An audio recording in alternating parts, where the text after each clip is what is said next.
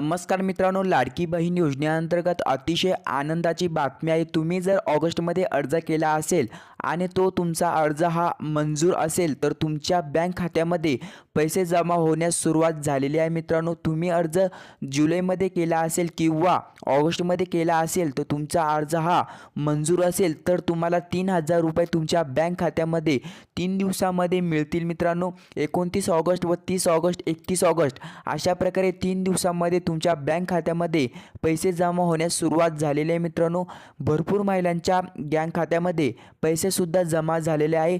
तुम्ही स्क्रीनशॉटवरती आज स्क्रीनशॉट पाहू शकता आणि तुम्ही म्हणाल आम्ही जुलैमध्ये अर्ज केलाय, आम्ही ऑगस्टमध्ये अर्ज केलाय, आमच्या अकाउंटमध्ये कधी पैसे जमा होतील।